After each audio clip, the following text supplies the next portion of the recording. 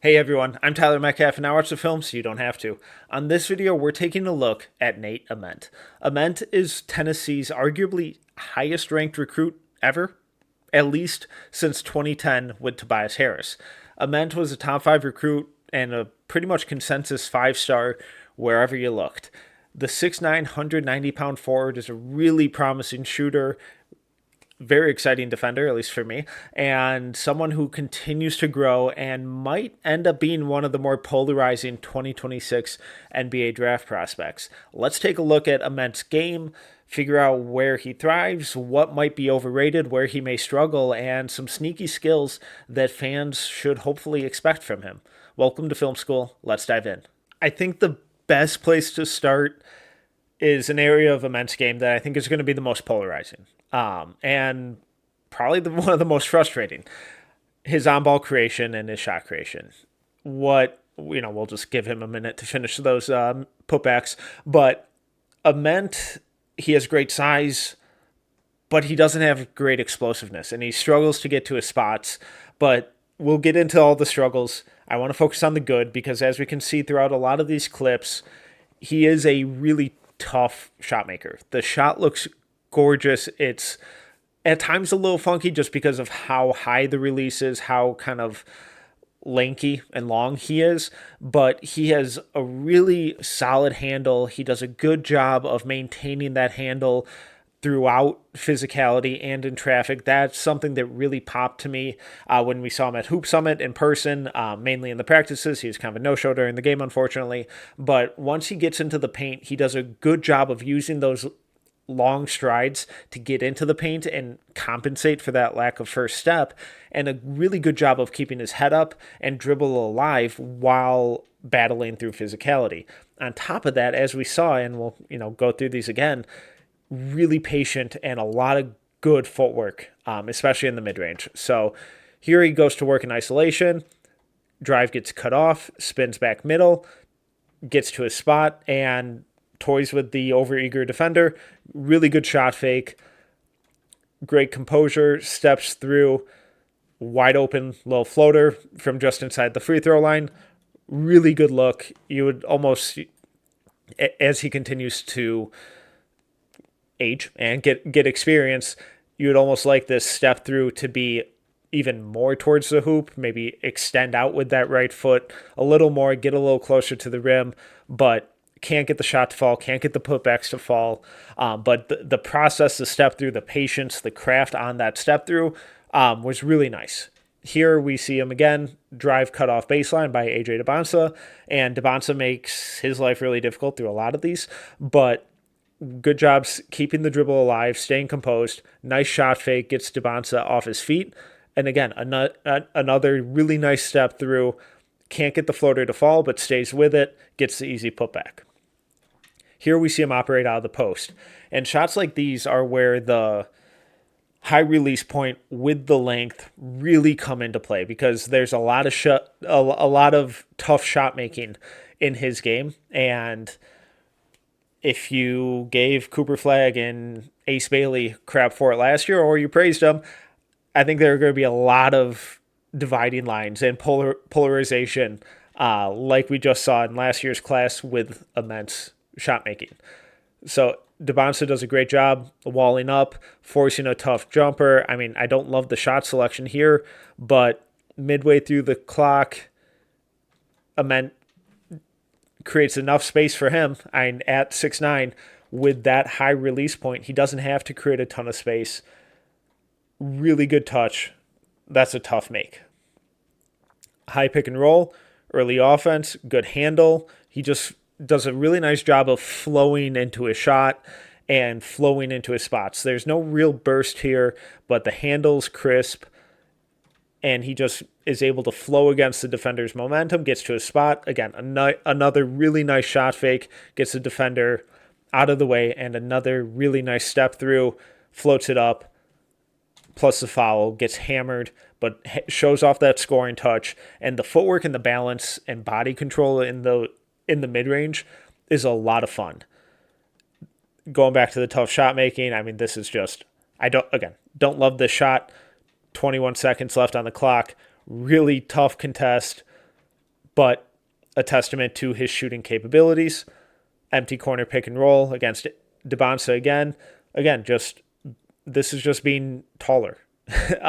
He does a nice job of, he's happy with the spot that he gets to. He gets down on the block, really effective in these areas of the floor. Debonsa's right on him. Not a clean look, but Ament continues to show that tough shot making ability, especially from the mid range. And again, he's not creating a ton of space on these, but at that size, and just a little bump there. The hope is that he's only listed at 190 pounds right now. Ideally, he's able to get up to maybe 210, 215, not this year, but eventually, and is able to create a little bit more space than he does here, whether that's pushing the defender back an extra step or separating himself back to his left a little more, because NBA defenders, that window is going to be even smaller.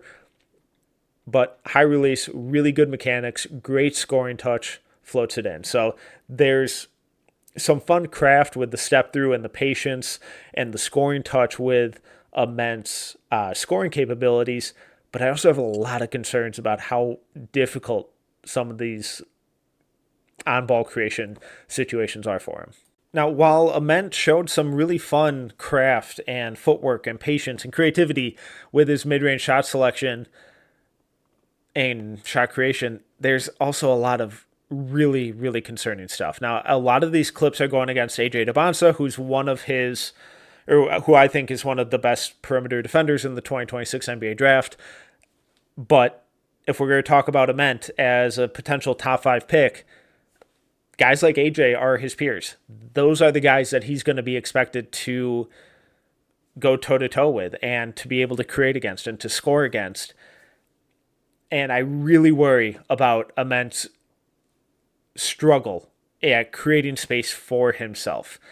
Because when we talk about top 5 guys who are 6'9", there's some expectation that they're going to be that primary or at least secondary on-ball creator and scorer. And right now, I unfortunately just don't see it with Ament. I don't think there's enough strength to create space. I don't think there's enough burst.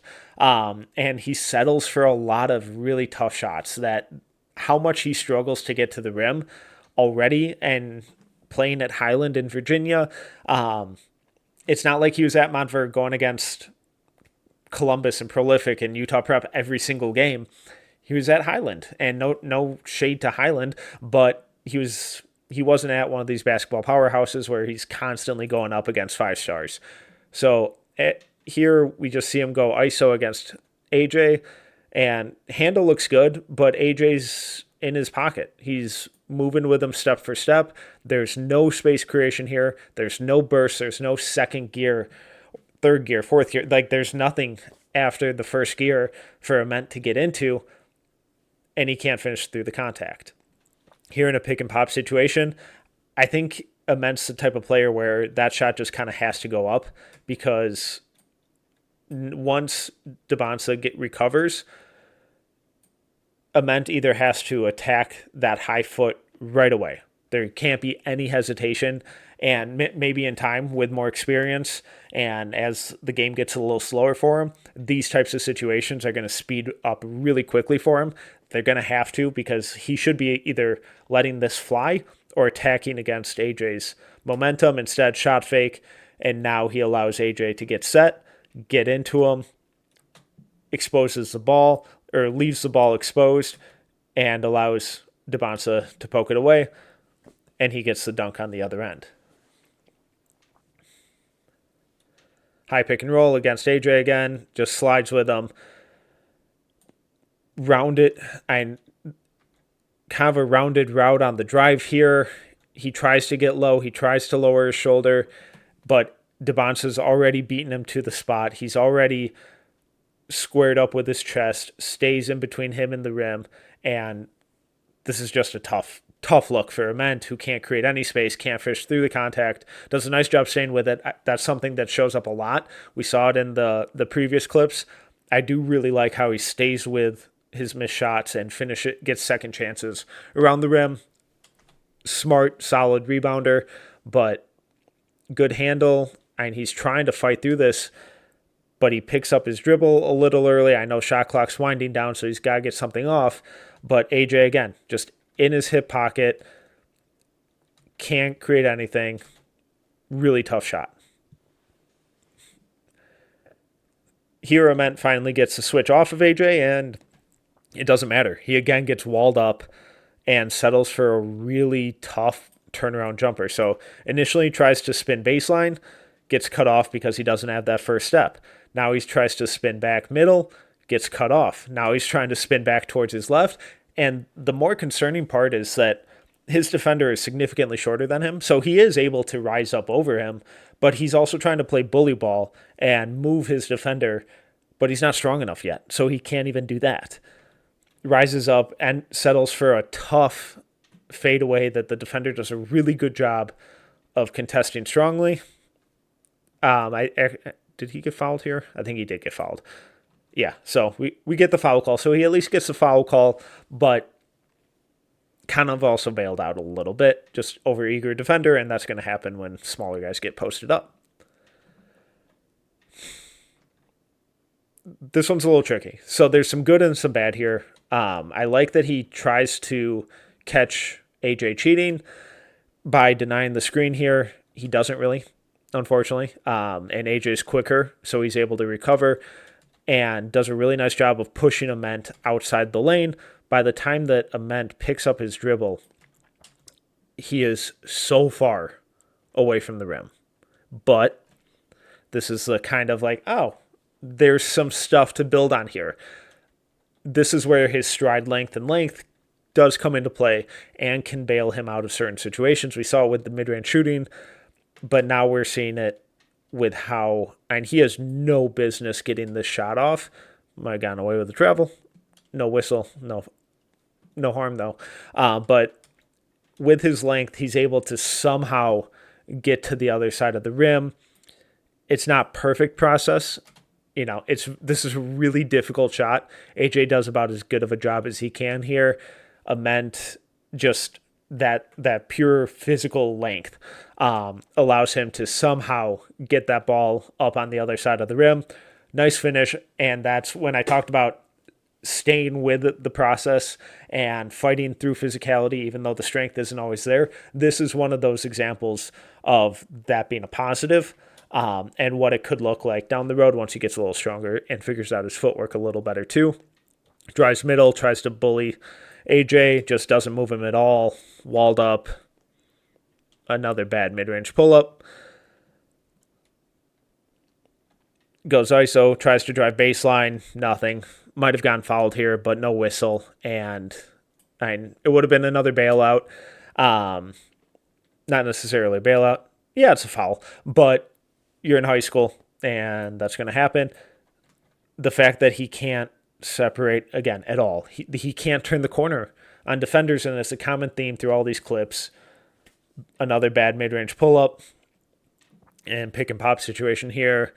And this is just brutal shot selection, pure frustration, where I don't know what the plan is here. He gets cut off, he drives into a secondary defender, and then settles for just a really bad mid-range pull-up, 21 seconds left on the shot clock, plenty of time, and that's what he settles for. So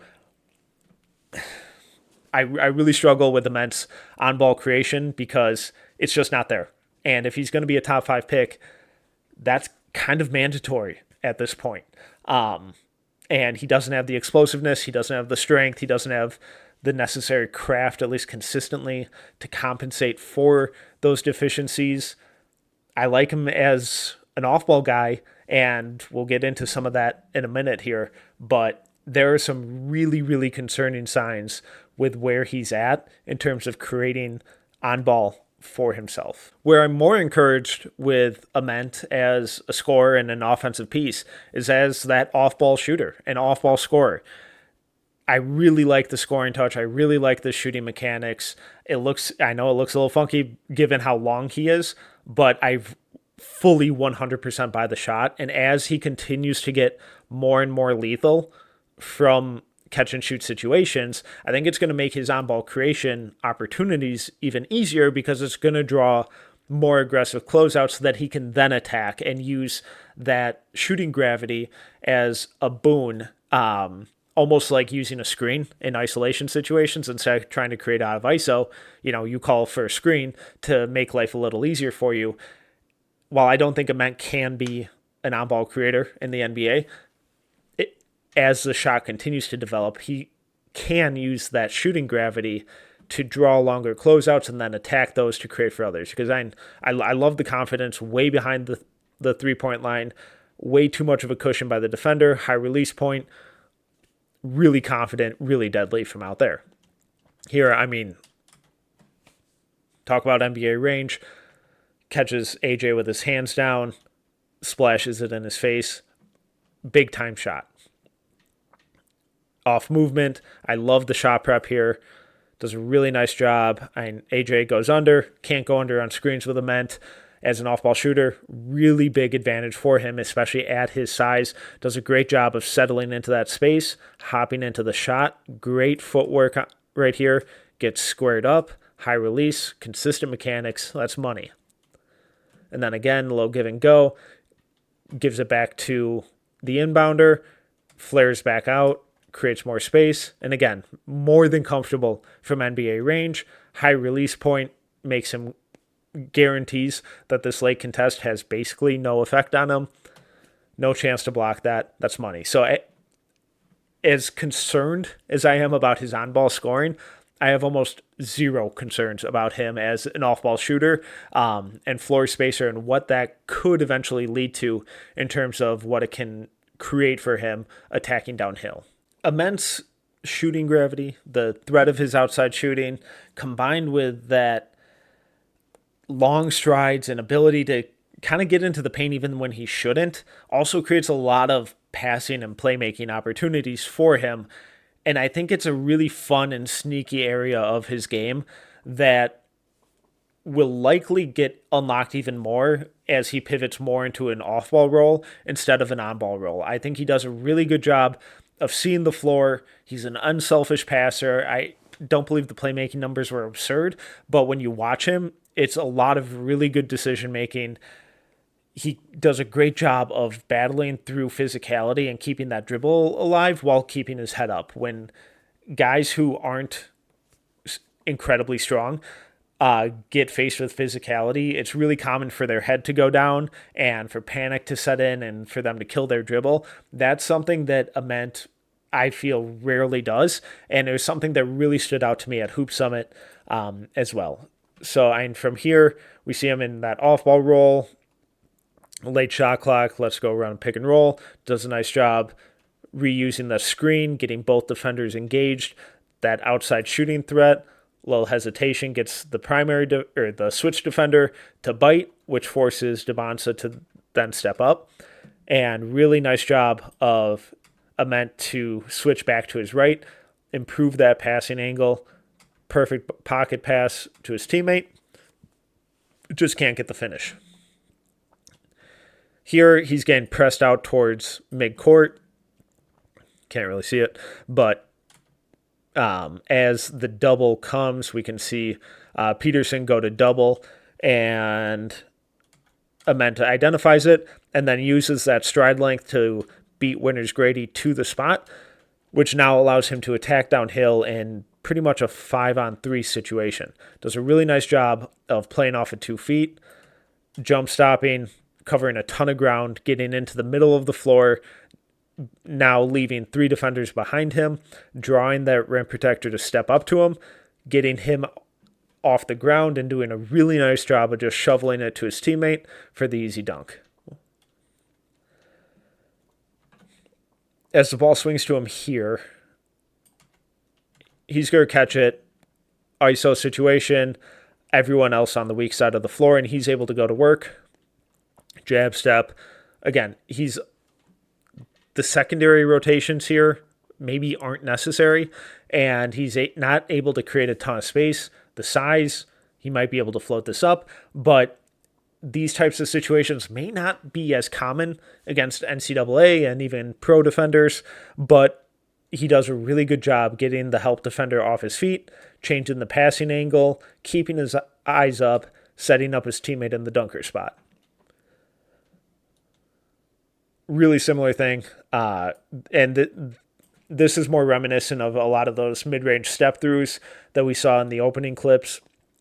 Great body control. Really plants that left foot. May have slid it a little bit, but no whistle. Sends the defender flying, pivots back towards the middle, draws the secondary defender, but his eyes are always up. And he could throw this up for a little floater, but instead does a nice job changing angles, setting up his teammate. Shot doesn't go up, but I like the unselfishness. I like the vision, the recognition that he needed to change that passing angle. But then I also love that he immediately flares out. There's no reluctance of like, oh, why didn't you put that shot up? Instead, it's all right, let me space out top of the arc, put a wide open shot up. It doesn't fall, but the process here is really, really good. Isolation and, the on-ball creation issues come into play again. Getting walled up. High school defenders, they're going to do what they want to do. But does a nice job keeping his dribble alive and keeping his head up. This isn't an easy read, but he does, as he spins back, he does a really good job of quickly processing and mapping the floor. So he spins back. He recognizes the help defender digging. He knows that 20, that's his man. He's cutting into the lane. 21, his man is here. He's seeing Darren Peterson ball watching and identifies that his teammate number 0 is no longer in the corner and is cutting baseline into this space that 3 just vacated, dumps it off to him right on the money. Easy layup. Really, really nice vision. High pick and roll. Really simple stuff here. Nothing overly complicated. High pick and roll. Strong side corner shooter. Left wide open. Easy read. So we're seeing the simple. We're seeing the complex. And now in transition here, Ament, I like his rebounding. He needs to get a little stronger and a little more physical. But I think he's smart, positions himself well. And then I love the grab and go ability. Doesn't waste any time. Live dribble, one-handed push pass, splits 4 defenders, leads his man right to the rim. Can't get it to fall. But as much as Ament struggles to create space as an on-ball scorer, he's still able to get to a lot of spots in the mid-range because of that stride length and that ability to keep his dribble alive. That combination just inherently forces help defenders to hone in on the ball, get caught ball watching, and then Ament's ability to keep that dribble alive while also keeping his head up, seeing the floor, and playing unselfishly makes him a really, really fascinating passer. Maybe more so from a connecting standpoint than a primary playmaking standpoint, but it's the type of passing that makes life a lot easier for everyone in the offense. One of the aspects that I'm most excited and optimistic about with the men's game is his defense, especially going to Tennessee. We know Rick Barnes isn't going to play guys who can't defend. And as worried as I am about Ament on offense with his on-ball creation, the way that he defended this year almost has me rethinking, is he not the player that we expect? And do we need to rethink who he is as a prospect and a player? Because a lot of what he does on offense with his stride length, his body control, his footwork, also shows up on defense and makes him a really effective defender. At 6'9", with that wingspan, he does a really great job of sliding his feet, being in position, being active off the ball with tags and rotations, and then staying under control and disciplined on the ball without fouling, using that length to defend rather than panicking and fouling guys. So in here we see him in a help situation, tagging the roller, rotates back to his guy, forces him baseline, stays with him, doesn't panic, and just uses that length to meet him on the other side of the rim, turns away the shot. Here we see him helping down, a little bit out of position here, but closes out under control. Ball handler does a nice job attacking that high foot, but Ament does an even better job just opening up his hips, not panicking, sliding, knowing that he has the length to recover on the smaller defender, stays with it, stays between the ball and the rim, and uses that length not to swipe down, but really good job of just staying vertical, showing that hand, and then going for the ball once it comes out of the shooter's hand, turns it away. Here on Darren Peterson, a little more frenetic, but chases him through the screen, does a really nice job of goes over both screens. Peterson does a good job of attacking that high foot, but again, nice job opening up his hips, sliding his feet, using that long gait to stay between the ball and the rim, not panicking, staying grounded.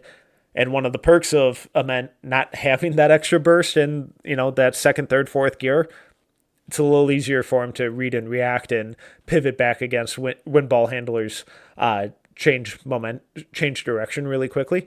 But great contest, great recovery, hand right in the face, almost gets a block, but really good defense.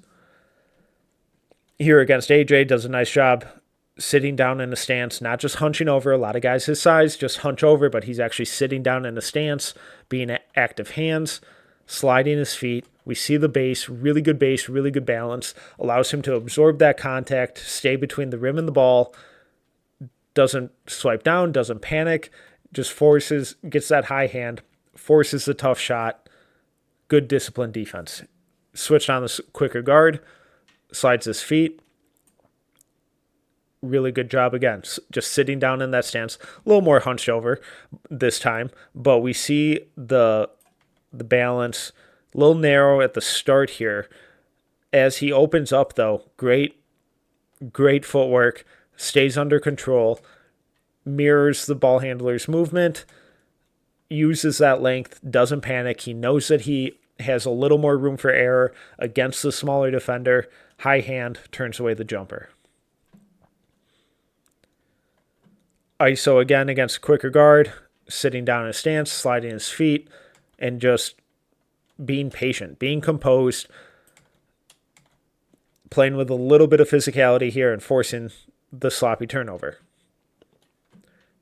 Off-ball roll, his man's in the corner.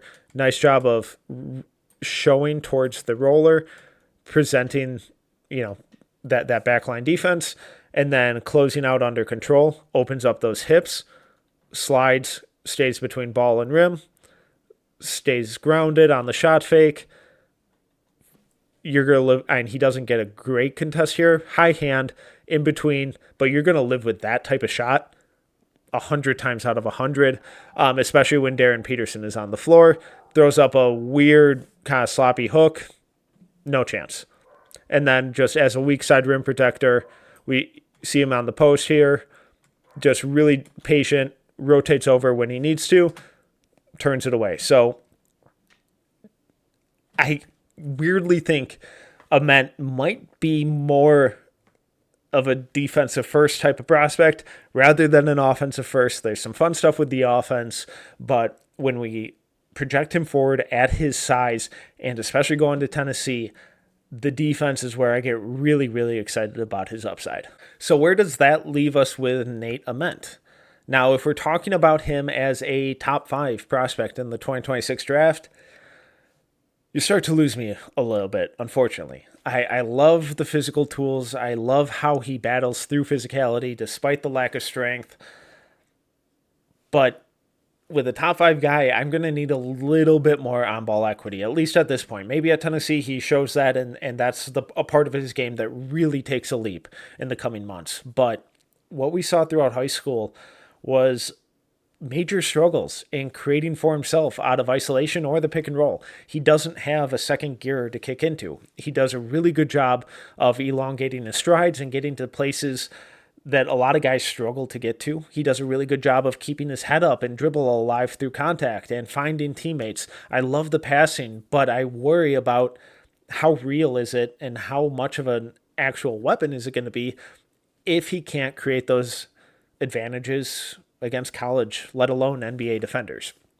As an off-ball guy, I get really excited. Now, if we're talking about him as more of a 3-and-D type of prospect, someone who could potentially grow into the mold of a Jaden McDaniels type of player, a Chris Boucher type of player, a Jonathan Isaac type of player, now I get really excited. But is that still top 5 worthy? Maybe in a redraft 10 years from now, maybe it is. But when we look at him in that mid to late lottery, that's where I think their real value, again, at this point, starts to come to fruition. The outside shot looks awesome. I love it. I totally buy the shot, especially in a spot up setting. I think as a play finisher, as an outside floor spacing outlet, there are a lot of ways that Ament can provide a ton of value to Tennessee's offense because that shooting gravity is going to inevitably draw longer closeouts and more aggressive closeouts that Ament can then attack and use those situations to implement his handle and passing ability to punish rotating defenses. And then the defense. I know it's rare that when we talk about a guy who desperately needs to get bigger and stronger, to be this excited about his defense. But personally, I think there's a lot to love there. I think he moves his feet really well. I think there's really disciplined positioning and recognition and desire to defend. I think there's a ton of upside there. As a 3-and-D guy, maybe 3-and-D plus, Ament gets really exciting. But if we're talking about him as a potential primary, secondary creator, someone who's running your offense or one of your primary scoring options, I get really worried because I don't think the physical tools are there. I don't think the ability to create on ball is there. He's going to be a fascinating evaluation. He's going to be a fascinating case study and probably one of the most polarizing prospects in the 2026 NBA draft. But Tennessee fans should still be really excited. He's arguably their highest ranked recruit ever for a reason. The talent is there. The big question is just, how is it going to develop?